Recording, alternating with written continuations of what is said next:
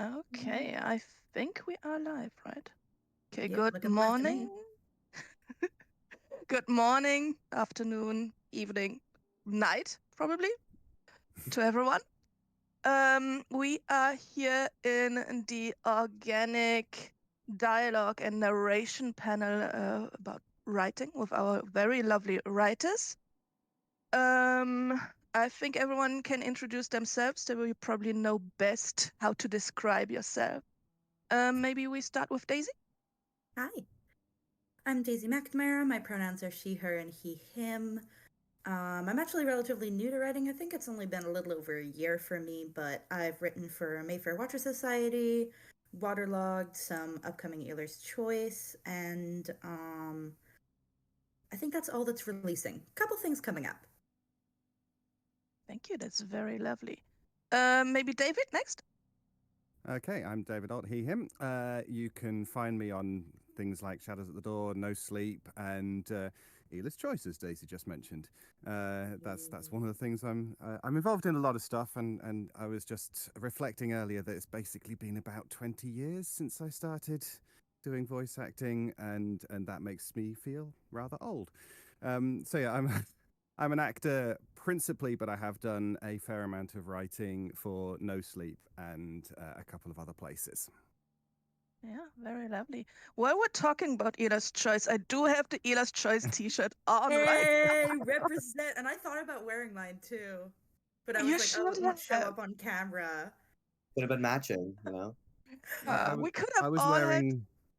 I was wearing this for the horror panel earlier. Oh yeah. But Yeah. unfortunately, it was the Has- cameras off, so no one could see it. But I was there. I was wearing it in spirit. Oh. Very lovely. Maxwell next, maybe? Yeah, I'm Maxwell Webber, he, him. I am the lead writer and the creator of the Aardvark Adventures. It's a high fantasy, pirate, queer, very fun podcast. Right now, that's the only podcast that I'm working on. I'm kind of doing everything for it. Voice acting, one of the characters, writing, editing, all of the works. So that's all that I really have time for right now. But I'm hoping to expand into other projects at some point. But yeah. Very lovely. I do know the struggles of doing everything on your own because I'm also doing everything on my own. Just Yeah. a lot of work. Very lovely. I keep Todd on saying next. to Sorry. Mark. Sorry, I keep on saying to Mark Nixon of Shadows at the Door because he's doing mostly everything for that, and props to anyone that can take on that amount of work because it is such a lot. So props to you and to everyone who's doing that. Yeah. Huge fan of Mark Nixon, Shadows at the Door. Hey. Hi, I'm Tot. My pronouns are she, they. I am the writer and producer of the solo TTRPG actual play / audio drama Soul Operator. I've done a bit of writing for other shows as well. You may have heard me write for the Town Whispers Halloween extravaganza before. I am writing a few more things for things that have not come out yet, so keep an eye out for that. I'm the primary and only writer on Soul Operator, so that my main area of expertise, but I'm also primarily a voice actress. You can hear me in a variety of shows. You can hear me alongside David in Woebegone. So if you are interested in hearing both of us again after this panel, please listen to the over 150 something. I can't remember when it was. Dylan scares me. How do you do that? When do you sleep? It's a lot. Woebegone is, again, it's one done by one guy doing absolutely everything. Everything. Absolutely everything. And somehow he manages to get episodes out on time and a soundtrack done on the Sunday and getting all the voice actors and whatnot. And it's just, he's a machine. I have no other way to describe it. Fear. So much fear. I know how much that takes. And if you can do it every week, I don't think you're immortal. No. So I can again, do that for like Dylan Griggs for that. 3 days and I'll die. God bless you, Dylan. I try to. Well, I should introduce myself, maybe. I'm Audrey. I she her. I make the Hardpire, which is an interactive audio drama, so people can vote how it continues.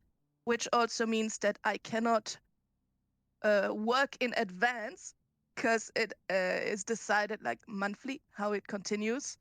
So yeah, I try to do a 3-weekly schedule and I completely fail because it's way too much. So doing it weekly is impossible. I don't know how you would be able to do that. Yeah. And the episodes are between 20 and 45 minutes long, apart from the season finales, which can stretch up to 2 hours. And No. you've just got to wonder. God. Really just got to wonder. But So yeah. props to Dylan for that. Yeah. I might, and it depends on how, if we get through all our questions, but I might have some questions for you about that, Audrey, just from like planning a story that you can't plan.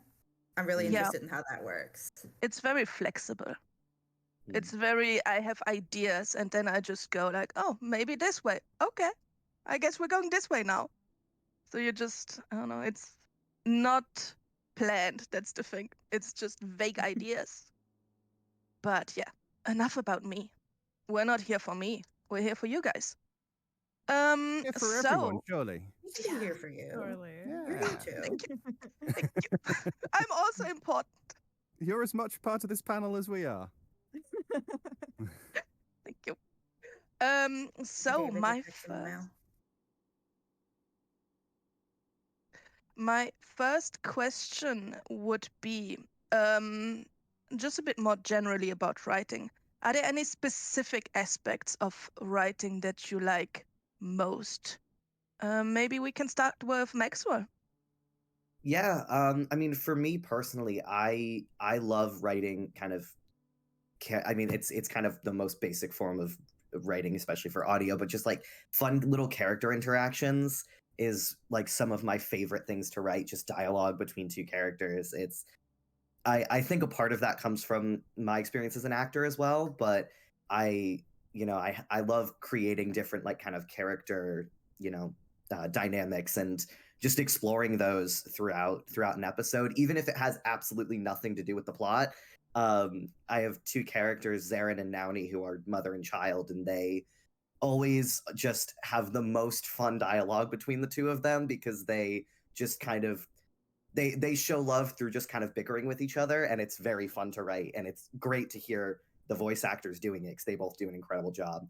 So yeah, I think that's kind of my favorite part of writing for it. That's lovely. Yeah, I do think that writing dialogue about like family relations, I think that's really interesting. Just because it's often we have like stories of like people meeting, and I'm also doing mostly that, like people meeting for the first time.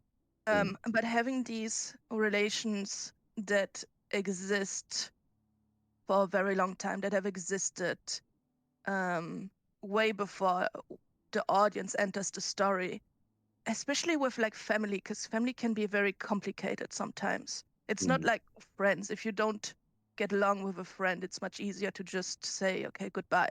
But with like family, you have this very often a bond that's very difficult to get away from. And I think that's really interesting to talk about or to write about.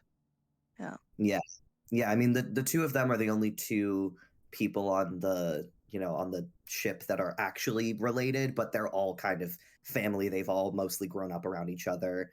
I think the most recent crew member has been there for like something like 5 or 6 years. So it's like they've been there a lot longer than the story has started from. Yeah, it definitely is fun to explore those dynamics of kind of the history of each of the characters individually and then all together as well. Yeah. And can I just ask a supplemental question on that, Maxwell? Have you based your characters on people that you know? Not really. A lot of my characters, I mean, some of them are very heavily based on other characters that I know and love.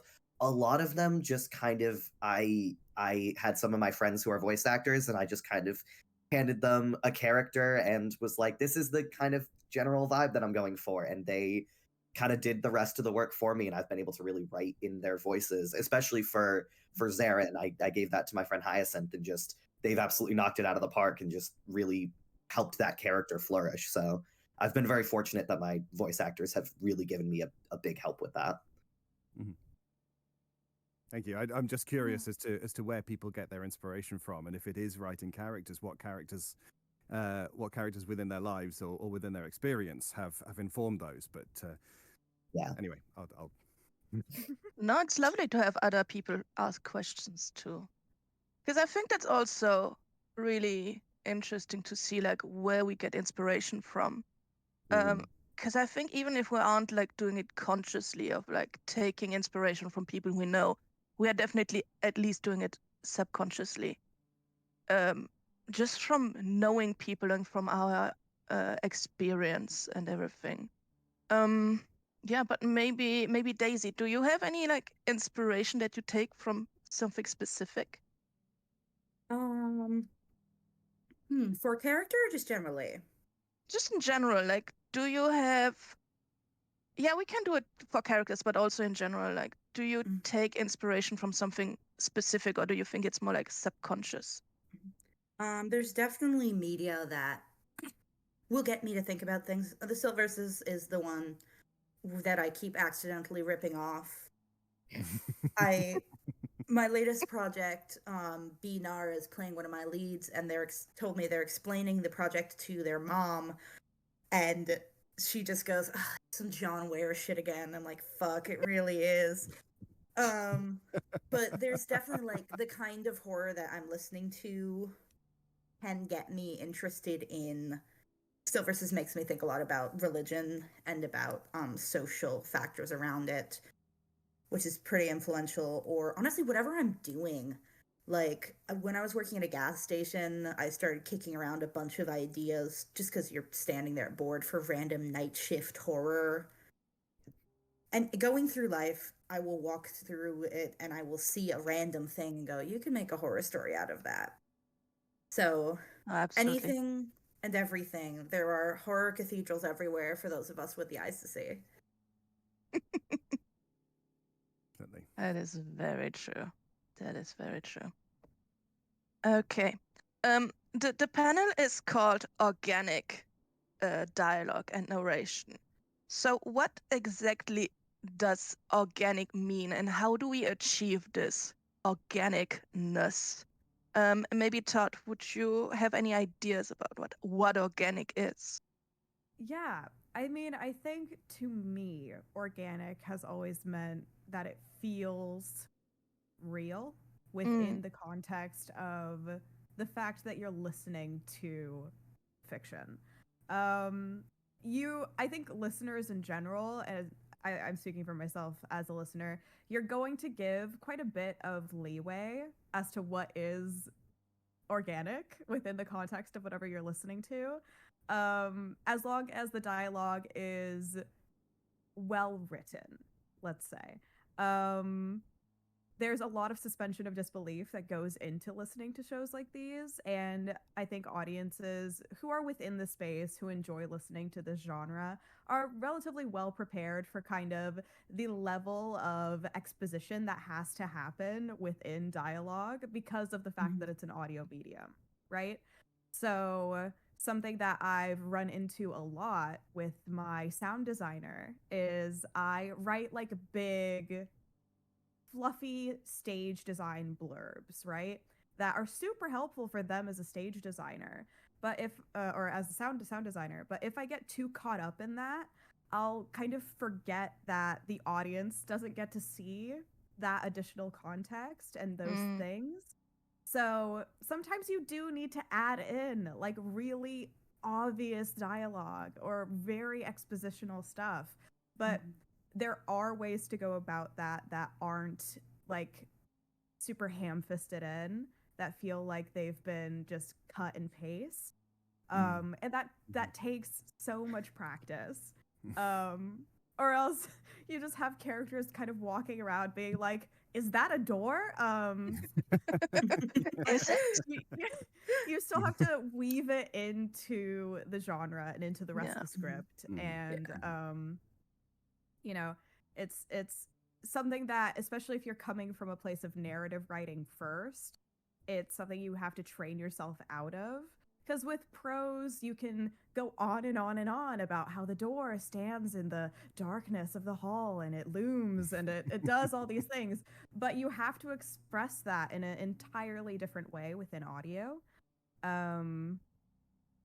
So, yeah, organic is like well written within the context of the medium to me. Mm-hmm. Hale Yeah. Brown calls it "people don't talk like this" syndrome. Yeah. Yeah.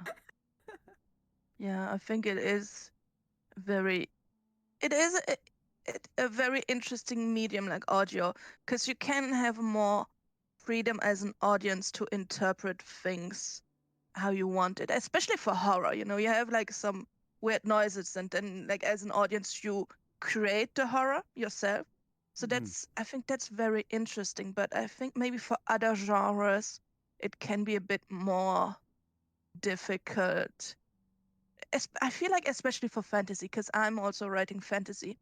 And if I have an idea of like what something looks like, do I then, through narration, tell the audience this idea, or do I keep it more open and just do like some dialogue, some natural dialogue without the characters being like, oh my god, there's a giant blue dragon that has 4 wings and a 5-meter long tail and whatever, and it's like no one would talk like that. And it's how much do you need to put in narration, Yeah. and how much can you communicate through your sound design, where it's a lot of, for SCP, I'm adapting existing stuff. So it's taking all of the narration, being like, what of this can I communicate in sound in a way that the audience still gets the information they need? Mm-hmm. So, like, is it important that the guy goes through 6 doors? Or can I just get running footsteps, doorknobs, and that be enough? I think it's when I was doing storytelling, one of the things that we would work on with the school children that we were doing the workshops with was having a story and being able to tell the story normally. Say, you know, Goldilocks and the Three Bears, you can tell that in 5 minutes. However, the trick is to be able to tell it in half an hour, or to be able to string it out for 2 hours, or indeed be able to communicate it within 10 seconds. And so what are the important bits? What is nice and what is completely superfluous? And just being able, being master of the option as to how long you make your story last, or your description, etc. last. Yeah, definitely. While we're a bit on the subject of narration, I think there are different ways to do narration. Either through like the main character explaining things that they see, or just have like a secondary narrator that's more omniscient, that is, I've seen people actually have them as characters. They're like the narrator as a character, or just a completely unknown entity. I think, Maxwell, you have a bit of a narration that is more the main character, right? Yeah. In mine, it's the main character, Salacia, kind of. I don't know if it's her like writing in her captain's journal or something like that. I originally started the first episode with that. I don't know if it's still that. It's just kind of her internal dialogue reflecting on the situations that she's in. Yeah, so I've not experimented with kind of the like omnipresent, if that's the right word, kind of voice. It's always been through her voice, which I have. It's been really, really important, and sometimes it's annoying for my voice actress Val to just be doing all of the monologues that I write for her. But it is really important to the story to kind of explain what's going on and all of that stuff. And also from a sound editing perspective, sometimes I'm like, if I can cut out this really difficult bit of sound design because I'm having to write, record, and like produce an episode in a month, I'm like, I think that this can just be Salacia going, standing in front of me was this behemoth monster, instead of trying to figure out how to, sound engineer that. So Yeah. Was it when you started writing the story, did you consciously think about like how it would be narrated and if it would be narrated? I always knew that it would be narrated. I took a lot of my inspiration from one of my favorite podcasts. Kind of what got me into listening to podcasts is the Penumbra podcast. And so that I always listened through kind of the Juno Steel storyline and having that narration. And so that was always something that I very much wanted to emulate in my writing because it's what I knew best. So I always knew that there would be narration. How it kind of came through, I mean, I knew it would be through the main character, but the specific ways in which and like how that would look in my script, I kind of didn't really know until I started writing the first episode. It was a lot of just kind of experimenting with it and seeing how she would sound in these narrations and kind of the way that they would be either, more of an objective voice looking into a situation, either from the future or whatnot, or if it would be more of her internal thoughts in a moment, which I'm still kind of playing with a little bit throughout the episodes. But yeah.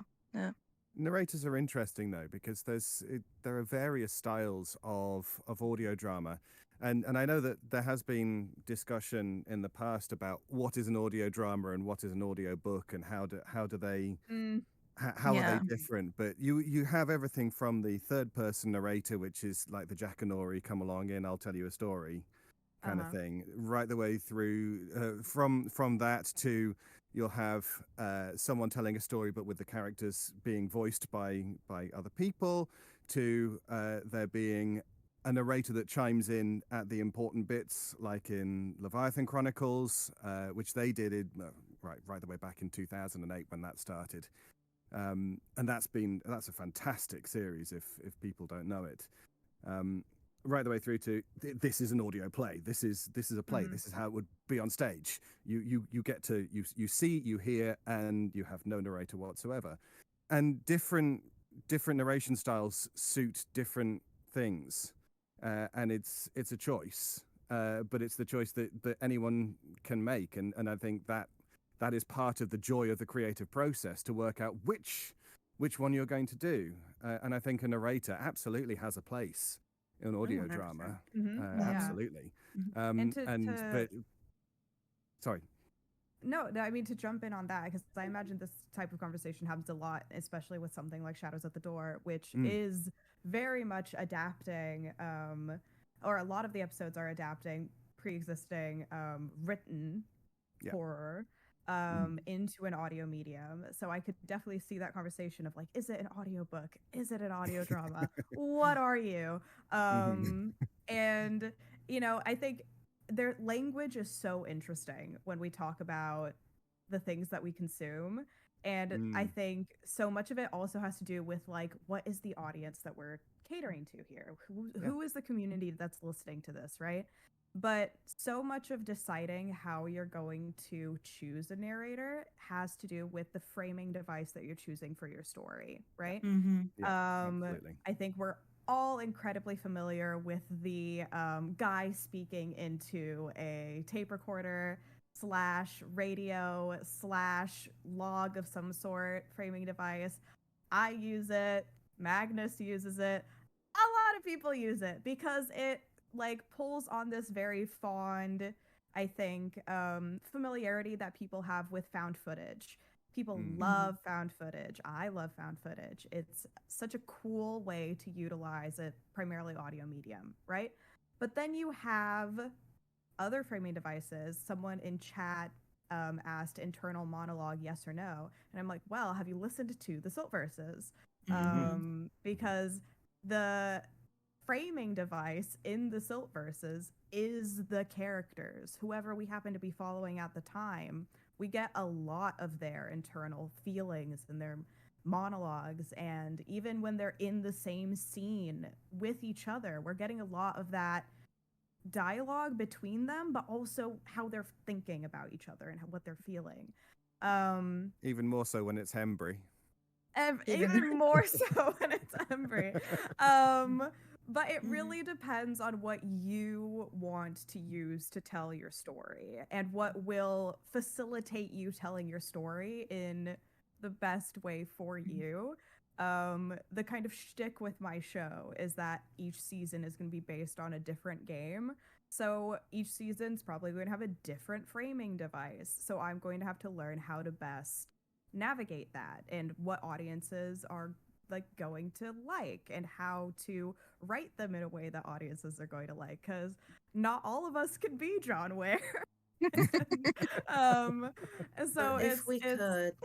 But if we could, I think Camlan is also a phenomenal example of a show that has kind of no framing device, in the sense that we're just kind of there with the cast as it's happening, which is also a perfectly valid way to write your show. It doesn't have to necessarily have this narration and this additional context. Sometimes you could just be in the world, or like you have Malevolent, in which we are in some guy's head. The world is your oyster, I think, is what I'm saying. Yeah. And I think it depends too on the story and the world you're telling. Where I think we did this with the Other's Choice. The Siltverses does this. We're just gonna keep talking about the Siltverses. I'm sorry, I'm a stan. In where if your world is both so fundamental to the story and so rich and different from our own, it can be really hard to establish without going, "Hi, random person who also lives here and knows all of this. I'm going to exposit to you the exact way our bus systems work and where we decide to go to the grocery store." Like, having narration can cut out a lot of dialogue that can feel pretty stilted when you're trying to establish stuff that no character would ever be talking about. It's like if you're like standing there and someone is running you through the FitnessGram pacer test.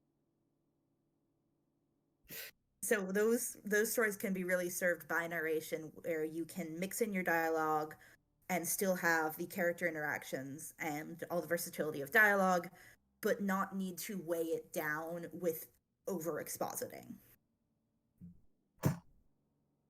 Yeah.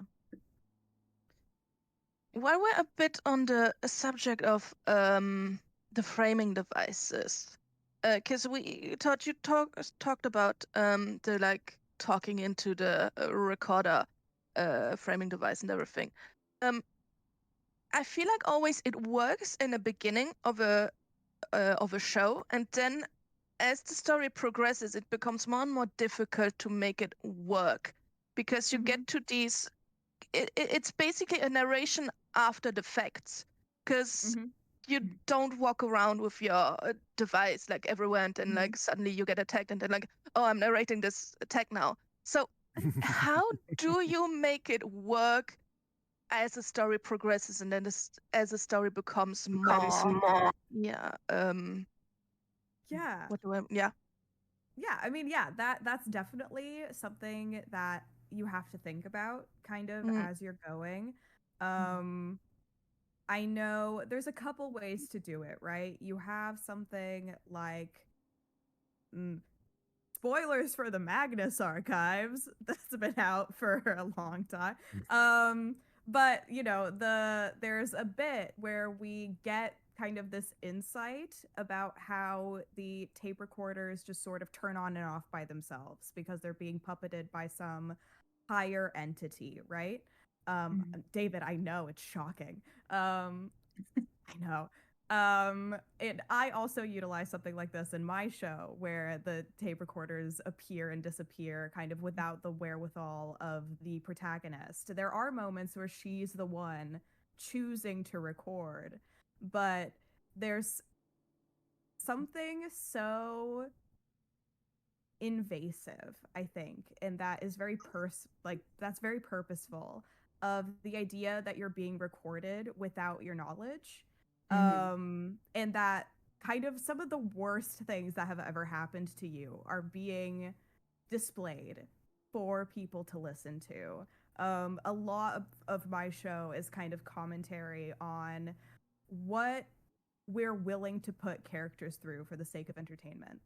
And so having the tape recorders kind of pop in and out at when whomever would like to be listening in, kind of solves that issue.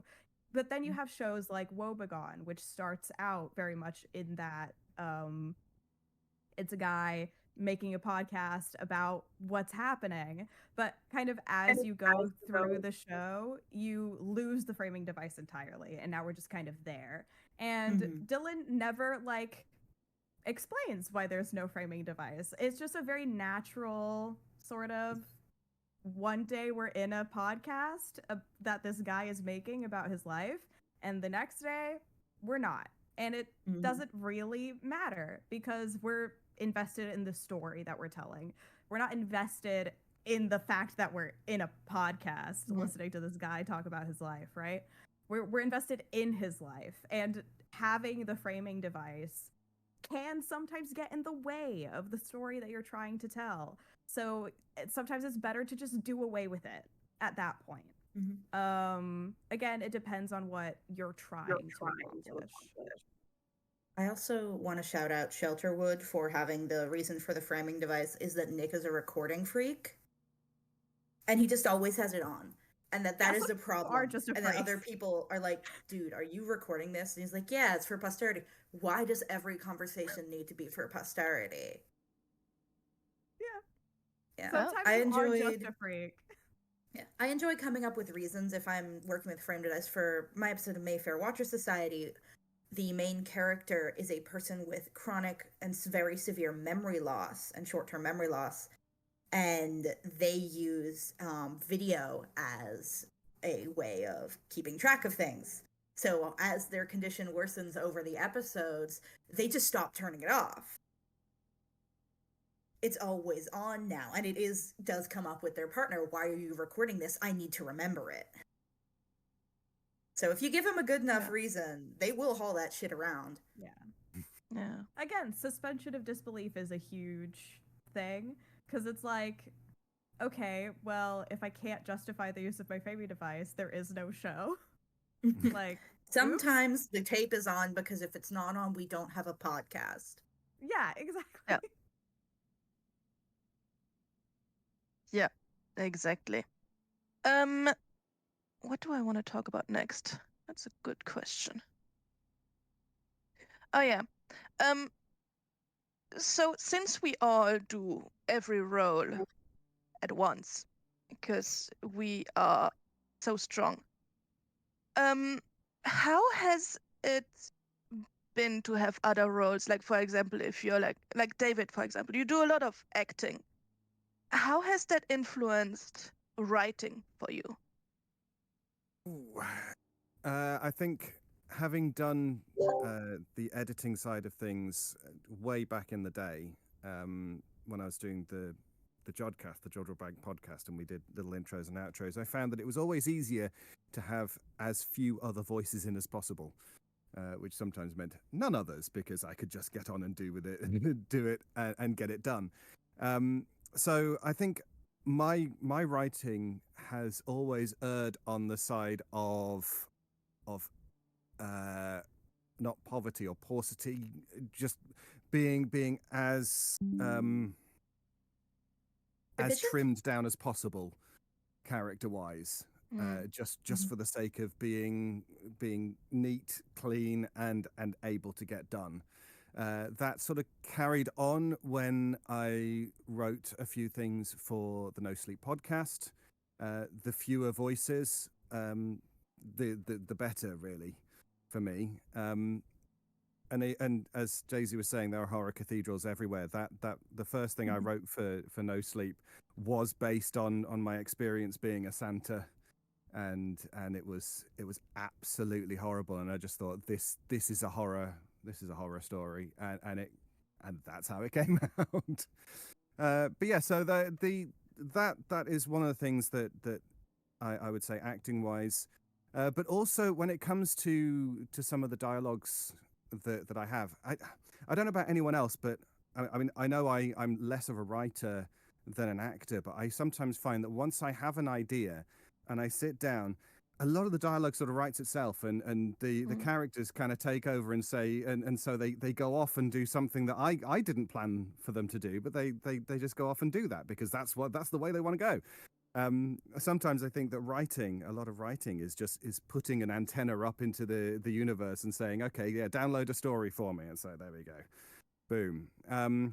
But with dialogue, and especially when I'm giving it out to other people, I'm never precious about the dialogue, because if the actors think that they can say it slightly better or better in general, and I find this a lot with contractions.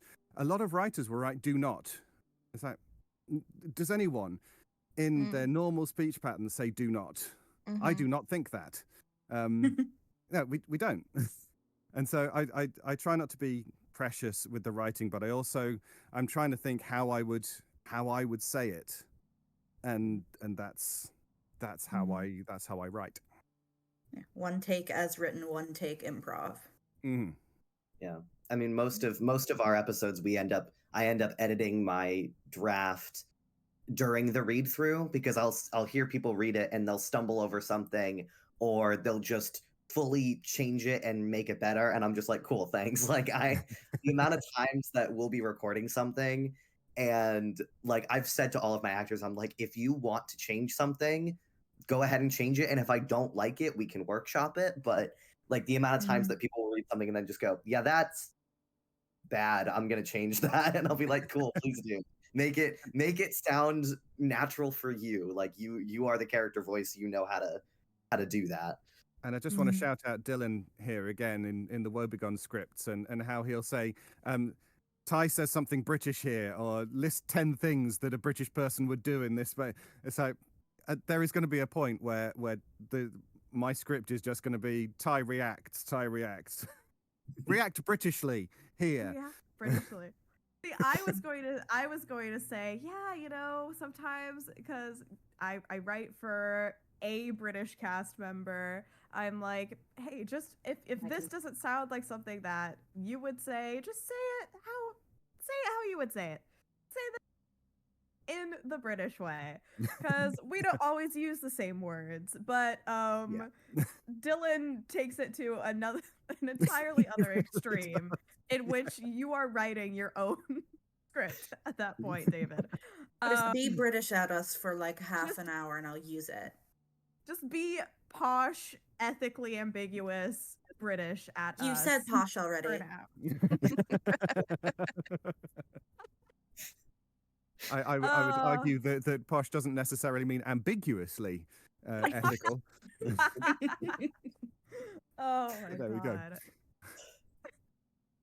But I'm also very interested how this how do I frame this? How you write with actors, because I don't give my script to anyone. I just do it all myself. So I don't have this like feedback of someone else telling me like, oh, this doesn't work or whatever. It's just me. Do you ever get feedback from your actors who say like, oh, I don't think my character would do this and this. I think my character would like want to do this. Never had that No, myself. I don't think I've ever had that. I don't think I've ever had an actor also be like, tell me that this doesn't sound right. It's more like I'll hear them say it, because there's so many times, and I think all of us can relate to this, where you write something and it sounds good written, but said aloud, it's completely different. This happens a lot with prose, but because of that like transition to script writing, it just bleeds into that, where again, it's like nobody talks like this. Yeah, nobody talks like that, but people read this and it sounds fine in their heads. I think I've definitely, as an actress, had moments where I've been like, oh, really? Are we sure? But it's at the end of the day, I think actors at large don't a lot of us aren't as lucky to be able to be as invested into the characters as we would like to be. A lot of actors are working on multiple projects at the same time. A lot of them are very short-term projects. So I don't think a lot of them it's not that they don't care, it's that they just don't have the bandwidth to really get into it in that way. And I think they're just going to trust you as the writer to know the story that you're trying to tell. Even if they're like, oh man, I wish my character was doing this, they're not going to tell you that. And I think it's kind of unless you're like really close with this person, if an actor comes to you and says, I actually don't think my character would do this, I don't like this, I don't think Exactly. that's Yeah. like I don't think that's Like- a great mark of professionalism towards that actor. Like it's a different thing to be like, oh, you actually, like, there's a typo here, did you mean this? Like, that's totally fine. Like, please, like, show me that you're actually engaging with the script and that you've noticed I've said something wrong. But like questioning narrative and character choices, Yeah, is that a would feel little like bit, overstepping to me. I was hired to do a yeah, job, and I'm going to do the job you want me to do, and the writing is your thing. yeah. Exactly, and that word that you used, Todd, trust. The actors trust the writers, and so if I get a script, then that's what I'm recording. If I can British it up or whatever, then fine. But that I trust the writers, and it's as simple as that. So I am, as Daisy said, you're here to do a job, and the writers have done their job. Now I do mine. Yeah, I mean, I've been really lucky that I mean, basically my entire cast is just like good friends of mine. That I kind of just went, hey, you guys are acting students and I'm a writing student. Let's all make a podcast together. And so like I've been able to have a lot more of that kind of like back and forth with them, of them being like, hey, here's an idea. But I mean, even then, I do definitely agree. I think that character choices and like where the narrative goes, I don't think that I've really ever had any of them question that. It's more just been like, hey, this sounds weird. Where they've been like, maybe rewrite that a little bit, which I've specifically also told them to do. That was like one of the first things on the first read through, is I was like, if you don't like the way that I've phrased something, please tell me and we'll change it. I would rather it sound natural than you read necessarily exactly what I've written. But yeah, I mean, I do think that like that there is an element of, you know, the writer knows where the story is going, knows the narrative the best. But yeah. No, I'm just, since I do everything on my own, I'm always so curious about how it works when you're, I'm not gonna say like just a writer, but when you write for other people, I think that's always really fascinating to, It can be interesting. yeah. Especially if you're, depending on where you're at in the process of post, where if I send something off and if I just write, and normally I'm a showrunner, I do all the other shit, but I'm like, I'll send off the script and then I get back a fully sound designed, music acted episode. It's always interesting and a little bit weird where I'm like, what did the director think was important about this? Where did they want the emphasis versus where I thought the emphasis would go? What did the actor think? What did the sound designer think? So it's really interesting to see something that like you had. I'm never married to the vision in my head, but I do have one. I think of where I think the sound design should go. I think of where I want to leave cues and see how other people interpret that. And this is the joy of assembling a creative team, because the creative team will produce a script, will then produce the actors, will produce the sound, etc. And if you think Mary Poppins, directed by Quentin Tarantino or by Michael Bay, you know, they would bring a completely different spin to the same acting, the same script. And that's part of the fun of creation. And sometimes it doesn't go right. I know I've had a couple of things that I've written where I've got the finished product back and I thought, didn't like that. But, you know, that's part of the game. And obviously some people did like it. And everyone's different, and that's the good thing. And if you can trust your team too, where it's like, I don't over explain in my sound design. I will provide suggestions, but I'm like, that's not my job. I'm not the sound designer. I don't know how it would best sound, so I'm just going to put what I need to be communicated. I'm not going to say, you need to have this sound here and this sound here, this sound here. I'm like, ambiance of location, character moving through it, character interacting with something plot relevant. And then you figure out how that sounds. You're the sound designer. I'm not going to tell you how to do your job. You don't tell me how to do my job. And one of the interesting things that's just come up hearing that is sometimes when writers have put an emotion at the beginning of a character's lines.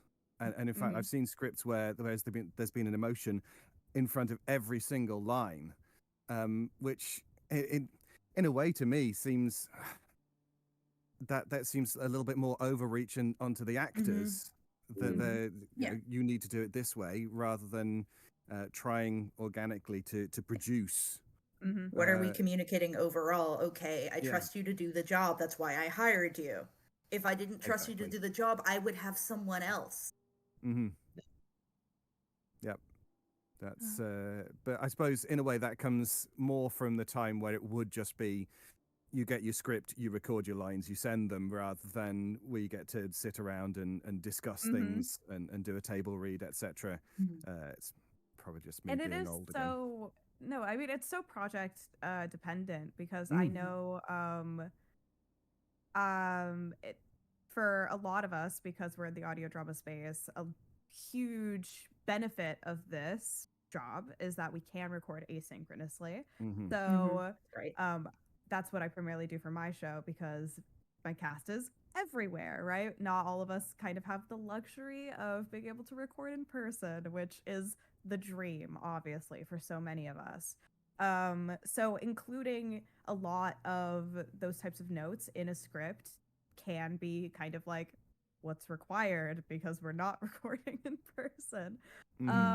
Or you have stuff like table reads, which are also super helpful to be able to not only get kind of that in the moment feedback from the director, but also to hear your lines in context with other people's lines. Because I think what happens a lot is actors will just kind of go through and just read their lines and not necessarily read like the little setting and flavor blurbs. I know, David, not everyone is like you and I. but so a lot of the times what happens here is that actors will miss Foley that they need to do because they're not reading like the little paragraphs beforehand. That's like, this character is panting or breathing, or like this is the noises that are happening. And I get it, because like those aren't your lines, and a lot of times you just kind of want to control F and just read your lines. But that does mean that us as like producers and directors have to chase people for pickups. A great resource that I've recently found that has been around forever is Lauren Shipman, who has this wonderful website with a bunch of kind of examples and templates on how to format your scripts.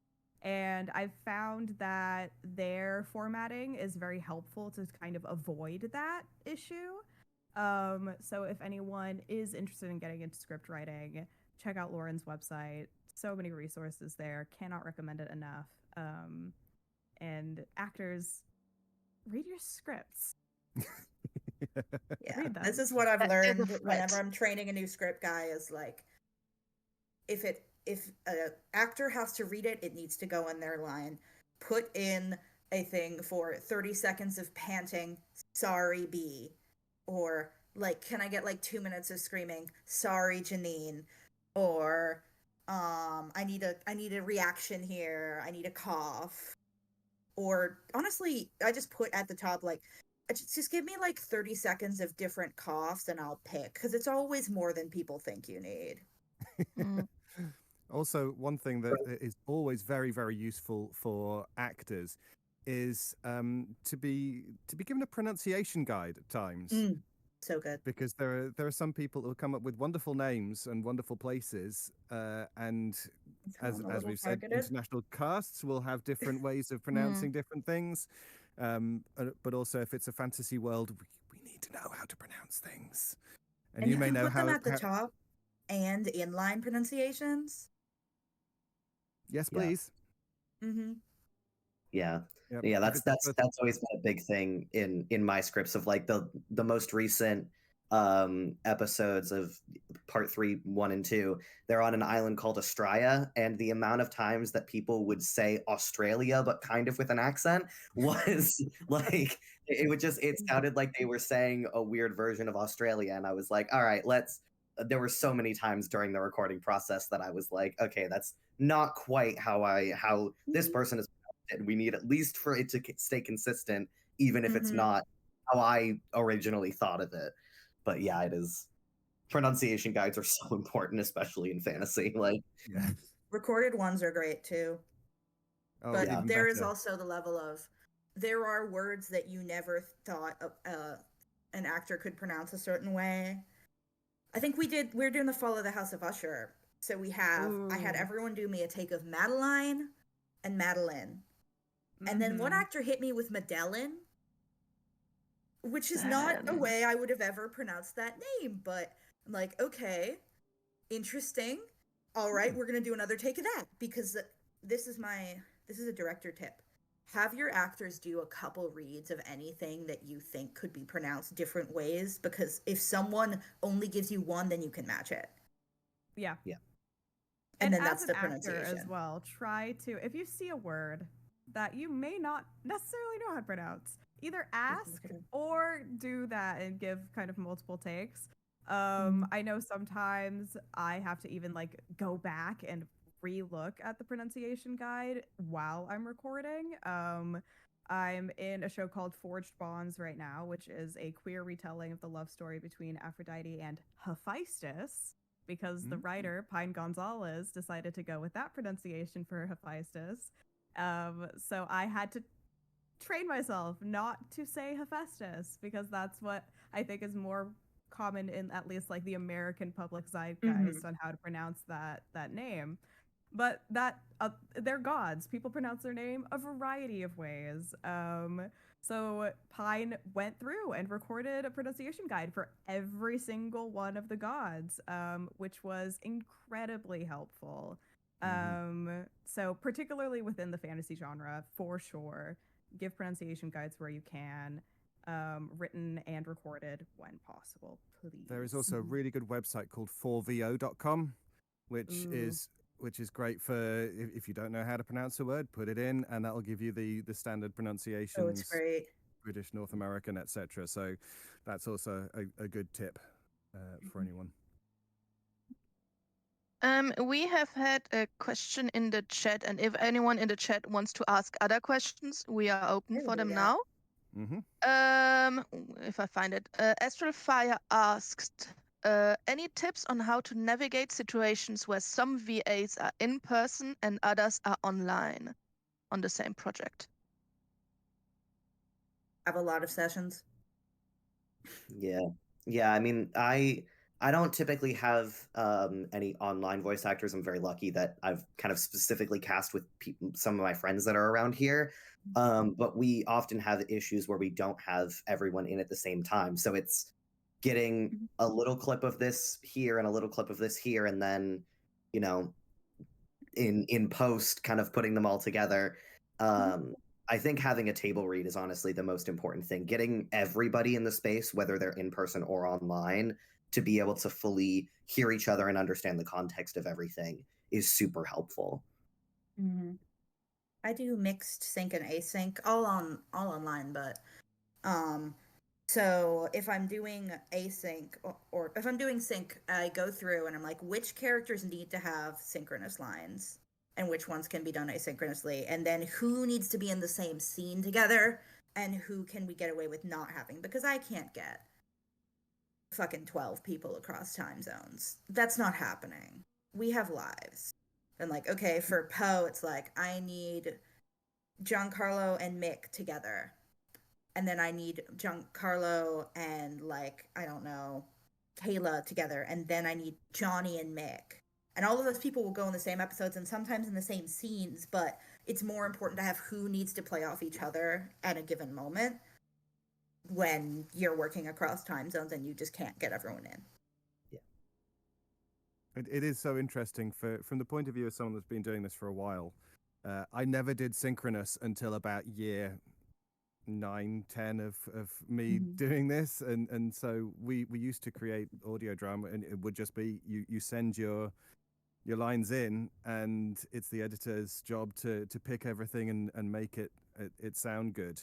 Still love that. It's so easy. Yeah, it's great. It's certainly easier or less time consuming for everyone, probably, but the editor. But it's how we used to do it in the old days. Honestly, I find editing async dialogue faster than sync because I've been doing it so long where I can just go versus having to listen through a whole scene and then listen through another whole scene. So that's personal preference. Yeah. Synchronous is a luxury that you kids are all into these days. We have another question from Jesus. From Jesus. Yeah, from Jesus. Wow. I am so sorry. Impelo Palma backup. Wow. Okay. When you are done writing a project, what do you do then? I know people who both write and act, but I don't. So when you're done with a project, what do you do? Once it's been through edits, I make it. I pick up my team. I make my schedules, and we go off. That's not a very helpful answer. I mean, there is, like, again, we all wear a lot of hats, right? So it's something to say for the fact that the job is never done because we're all kind of doing things. But if you are just writing, once you've finished writing and once you've kind of passed on your scripts to whomever is kind of next in line in terms of whose responsibility it is to actually produce the show, you kind of have your options open to you. You can start working on the next thing, or you can take a break and not write anything for a while. I know burnout is a huge problem for a lot of people in our industry because we kind of have this mentality of like having to go producing content consistently in order to stay relevant. But that's just not how it works. I think audio dramas are very unique in the sense that they have a long tail. Like, people will find a show years after it's been released, and then it will get majorly popular years after it's been done. I think Find Us Alive is a great example of that, where that was out for a long time, and now it's had a huge resurgence in popularity. And with stuff like the pandemic, I think people were jonesing for kind of a new medium to get into. So a lot of shows got hugely popular during that time as well. So, do what's best for you. You don't have to start the next thing right away. Give yourself some space to breathe because, sometimes, again, horror cathedrals everywhere. Everywhere for those who have eyes to see them. So many cathedrals everywhere. Many cathedrals I got everywhere. podcasts through 2027. Someone Too has to many. make an audio drama about cathedrals now. Like I'm adjacent. It's close enough. If you Yeah. squint, What about a church once? It was, close enough. David was a have to be priest made in of that. church. I've been many things: cardinal, God. I think I've been Jesus. I did Huh? endeavor to categorize all of David's roles once. That's too many. Oh dear. That man's Oh, audio drama career is like I am so 5 years sorry. older than me. I did. You know what, David? I haven't messaged you since then, so the list is so out of date now. I don't know what. I can't do anything about that. It's okay, Tat. It's okay. It's so. And you It's probably so got- dig hard. up a whole load of stuff that even I can't remember doing. Clive Barker's fantastic, gay, and horrible will live in my head rent fucking free. That's such a fun part to play. Oh, I've got so another little good. script in my inbox that I need to do. But more on that story later. Hey, we're getting on time, aren't we? Yeah. Mhm. So we should wrap up. If anyone has like one final question, the question to end all questions. Get it in, work fast, kids. We have one question from Valishap, who knows? Have you had a moment where after you write, how have actors surprised you? Oh, always. There's a lot more humor in what my actors give me all of the time than what I give them, where someone will say something in a completely different way and I'm like, oh wait, this is a funny line. This is hilarious actually. Or just where they'll put emphasis is different to me, where they want the emotion to go. Yeah, I mean, I definitely second that. I think that the most kind of surprise that I've gotten from my actors is they'll read something in a way that I just never thought to write it, and a lot of times they'll go, "Oh, that's way better than what I had in my head." And it's always, they always do such a good job of kind of, changing the way that I have the vision, but making it way better because I'm only one person. I can't see all the ways that they all see it. And yeah, a lot of times, I definitely second that, Daisy, that it's like a lot of times it's comedy based where they will say something and I will go, "That's way funnier than how I had it." And yeah, they always make that kind of flourish a lot more. I wonder what percentage of the final season finale for Wobegon scripts is made up of ad libs. Oh my god. Especially for Marissa, because she does amazing little rewrites of the lines. Which I think there's so much there in terms of, especially within the context of a show like Wobegon, where we as the cast are kind of given a lot of free reign and a lot of leeway. Yes. But ad libs I think are so fun, and I think as a writer I love ad libs because it shows me that the actors care, I think is the word. Not to say that actors don't care if they don't give me ad libs. They're just doing their job. But if someone's read something and then been like, "Oh, what if I just add like a little something right here? Wouldn't that be great?" It shows like a different level of investment in the script and in the characters that I personally really appreciate, and I try to bring into my acting as well. There are absolutely people out there who are not looking for ad libs. So know your writer, know your director, see what they are down for.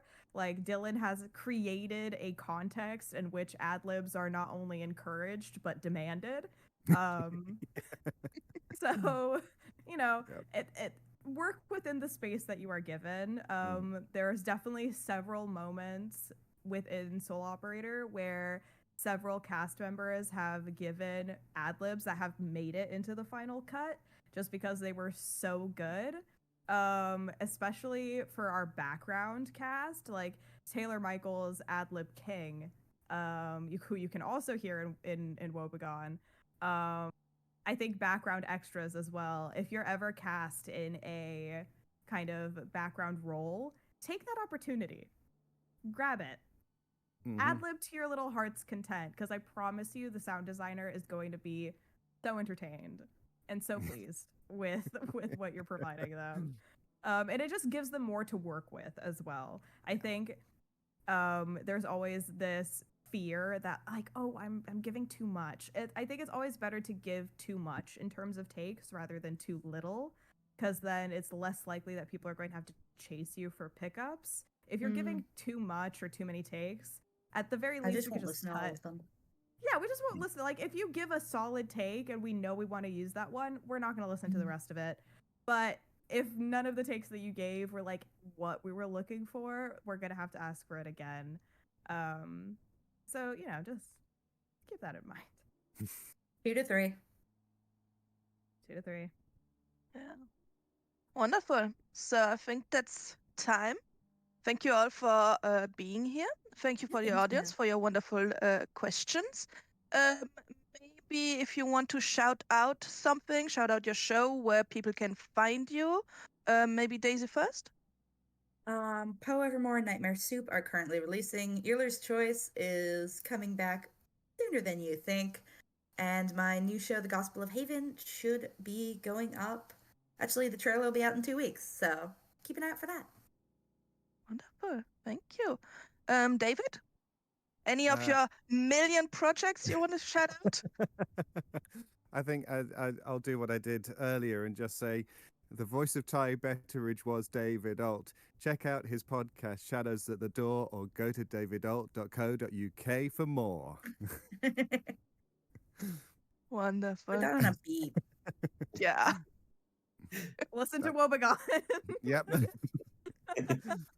We've talked so much about Wobegon. We have to go and listen to it now. You absolutely do. You've only got 180 odd episodes to get through. People have Won't binged take it in a long. couple of months. Yeah. No It's problem. just gonna take me a year. Maxwell? Yeah, you can listen to the Aardvark Adventures on Spotify, Apple Podcasts, really kind of anywhere that you listen to podcasts. I'm sure that it's on there. Yeah, we just released part 2 of episode 3 about 12 hours ago. So go and have a listen to that if you are caught up, and if you're not, we're still in the early stages, so you can catch up fairly quickly. So Thank you. Wonderful. Todd? Yeah, I have been taught. I have been the writer-producer of Soul Operator, which we just came back from hiatus. Episode 13 will be launching not this upcoming Monday, but next Monday. But if you'd like to listen to episode 13 early, you are more than welcome to check out our Patreon, where we release episodes a week in advance. We are also very early in the sense that this is our first season, and it will not take you months to catch up on our show. You can also hear me on Wobegon. If you are an actual play fan and you enjoy TTRPGs of any variety, you can catch me live on Game Master Monday on Wednesdays. We're playing a survivor-based TTRPG in which we actually get voted off the island, and I am top 5 right now. So you have to watch and you have to donate. It's a charity stream. We're donating to Trans Lifeline. So if you donate, you can also help me stay alive, because death is a possibility. And you can, if we get, each time we hit 100, we inflict random conditions on us. So if you'd like to either help or hinder me, please check out Game Master Monday, Wednesdays at 7 PST. Yeah. Perfect. And I have been Audrey. I am the creator of The Hardpire, which is an interactive audio drama. And I am currently finishing season 2. So there's one more vote. If people catch up to the season, you get to vote for how it ends, I guess, which is gonna be this month at some point. I don't know. I have too much to do. But yeah, that's been our panel. Thank you all. The next thing on is in a bit less than an hour is research on anti-AI in audio. So that seems very interesting.